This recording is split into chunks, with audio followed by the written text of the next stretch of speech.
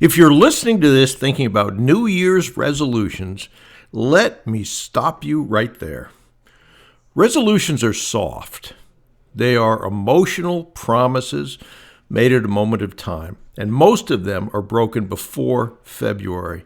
If you doubt that, watch during the first week of January what the gym looks like, and about the second or third week, look and see what it looks like. Big difference. What actually moves the needle in business acquisitions is not hope. It's identity, execution, and commitment. So today, I want to give you a better framework for 2026. 3 parts: affirmations, execution commitments, and goals. So let's start with affirmations. Most people treat affirmations like positive thinking. That's not what I'm going to talk about and not what I'm talking about when I outline this. An affirmation is a declaration of who you are becoming, not what you wish would happen. So, for example, instead of saying, "I hope I buy a business this year," you say, "I am someone who takes disciplined action every week towards acquiring businesses." Identity always comes before behavior. If you don't change how you see yourself, your actions won't change for long. That's why I talk so often about self-image and self-esteem being the barometer of success. Here are a few examples you can steal. I am someone who follows through. I am someone who has uncomfortable conversations early. Boy, that's important. I am someone who does not wait to feel ready. I am someone who finishes deals. Write 3 to 5 affirmations like that for 2026.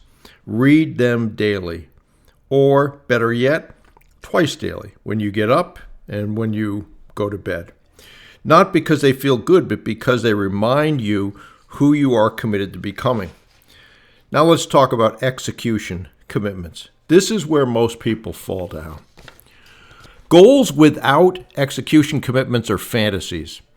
An execution commitment is something you will do whether you feel like it or not, and that's where discipline comes in.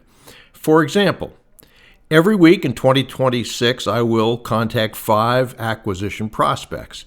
Every week, I will maintain 20 outreaches, whether that's emails, calls, letters, etc.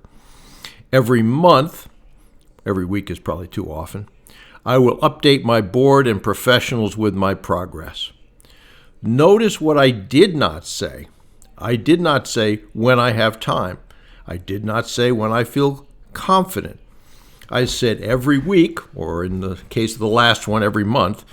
Execution commitments are binary. You either did them or you didn't, a yes or a no. That's why they work. Pick 3 execution commitments for 2026. If you did them consistently, would it make it almost impossible not to succeed? So now let's talk about goals. Goals are outcomes. They're important to be sure, but they come last. Your goals for 2026 might include acquiring 1 business, joining or forming a board of directors, replacing your income, or moving from thinking to doing. Here's the key point. You do not rise to the level of your goals. You fall to the level of your execution commitments. If you do the affirmations and the execution commitments, the goals pretty much take care of themselves. I want you to do one final thing. Write a 1-page document which is titled My 2026 Commitments. At the top, put your affirmations. In the middle, put your execution commitments. And at the bottom, put your goals. Sign it, date it, and treat it like a contract with yourself. And it should be a contract with yourself.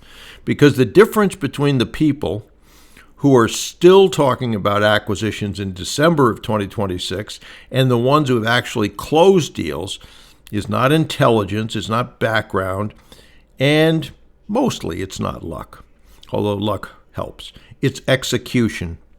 Dreams demand discipline, and 2026 rewards those who act. So I hope you know what to do. I hope you follow the steps. I hope you take massive action and are focused and eliminate distractions. All of those things will be in support of doing this exercise and making that contract with yourself. So here's to the best for you in 2026, but in large part, you will make your own luck.